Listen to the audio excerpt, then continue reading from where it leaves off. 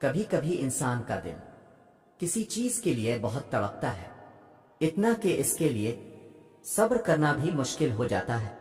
انسان ہر روز اس چیز کو حاصل کرنے کے لیے ہر اس لمحے دعا کرنے کی کوشش کرتا ہے۔ جو لمحہ دعا کے لیے افضل ہے اور اس کی آنکھیں اپنی مانگی گئی دعا کے قبول ہونے کے انتظار میں ہر روز ادھر ادھر تکتی رہتی ہے، اور یہ تو بھول ہی جاتی ہے کہ اللہ نے ہر چیز کو عطا کرنے کا ایک مخصوص اور بہترین وقت مقرر کر رکھا ہے۔ ہمیں یاد رکھنا چاہیے کہ اگر ہمیں کسی چیز کو حاصل کرنے کی اتنی چاہت ہے تو اس چاہت کرنے والے دل کا مالک کون ہے؟ یہ چاہت بھی تو اسی رب نے دل میں ڈالی ہے تاکہ تم اس کے لیے دعا کر سکو، اور وہ تمہاری خواہش کو بہترین کر کے تمہیں عطا کر سکے۔ اور وہ تو خواہش ہی دل میں تب ڈالتا ہے جب وہ تمہارے نصیب میں لکھ دیتا ہے۔ دعا تو بس ہمارے ہی درجات بلند کرنے کا ایک ذریعہ ہے۔ ہم چاہتے ہیں ہم مانگیں اور ہمیں فوراً مل جائے، ہم انتظار نہیں کرتے، مایوس ہو جاتے ہیں، لیکن کیا پتا خدا اس وقت ہمارا صبر ہی آزما رہا ہو، وہ دیکھنا چاہتا ہو ہم اس سے مانگ کے اس پر یقین کس حد تک کرتے ہیں۔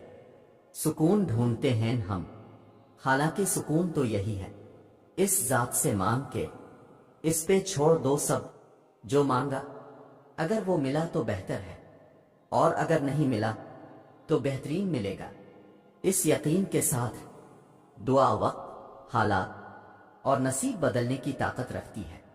دل سے مانگیں اور پھر اس پہ صبر کریں، اور صبر یہ نہیں کہ آپ کمزور نہیں پڑ سکتے، آپ صبر رکھتے ہوئے بھی ٹوٹ سکتے ہیں، لیکن اپنا ٹوٹنا لوگوں کو مت دکھائیں، اپنے آنسو لوگوں کے آگے ضائع مت کریں۔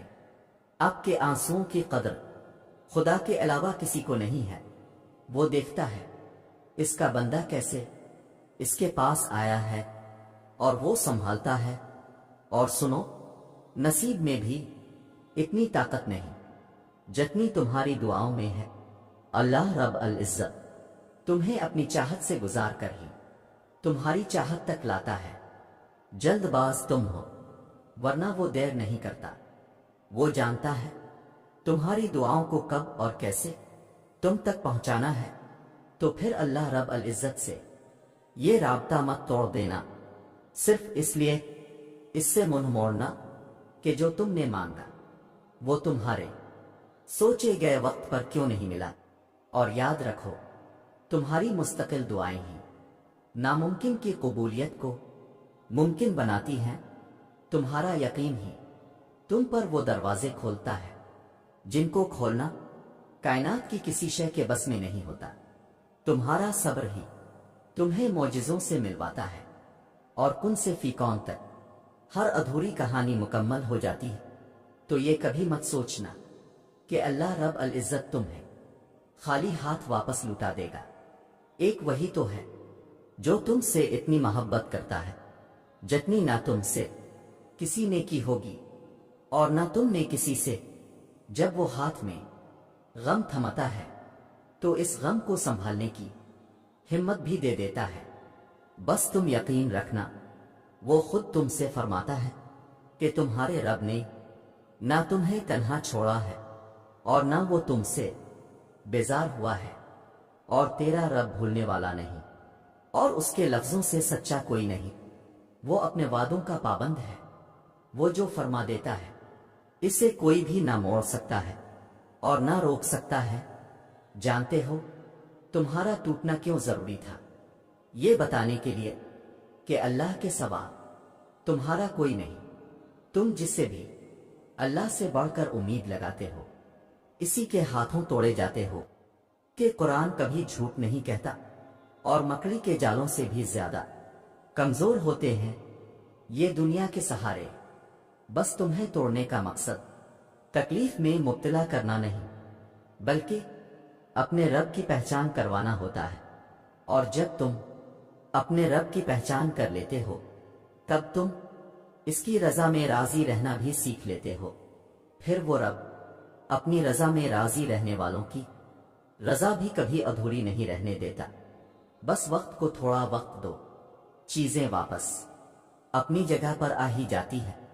اور جانتے ہو، آزمائش تب شروع ہوتی ہے، آزمائش تب شروع ہوتی ہے جب کوئی چیز جان سے زیادہ پیاری ہو جاتی ہے، جب اس چیز سے خود سے بھی زیادہ محبت ہو جاتی ہے۔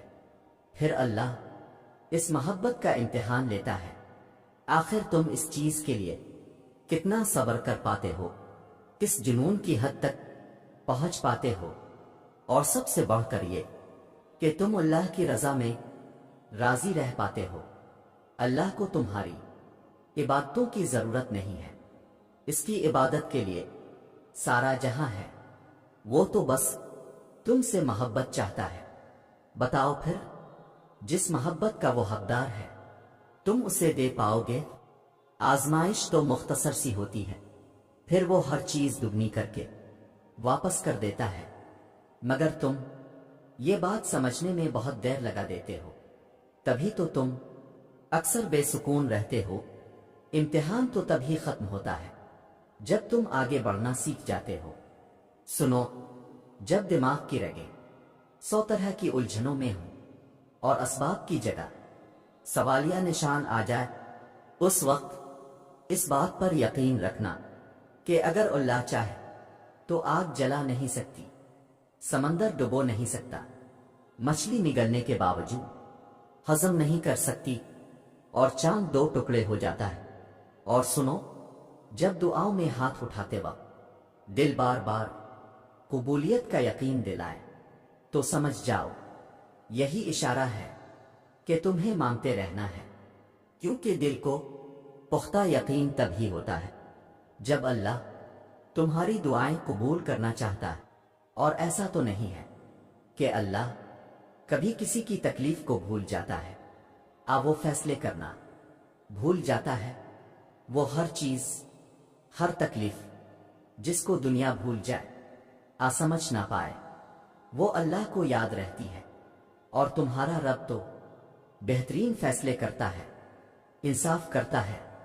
پھر تم مطمئن ہو جاؤ، تمہارا رب کبھی کچھ بھی نہیں بھولے گا، وہ تمہارے دل کو مطمئن کر دے گا۔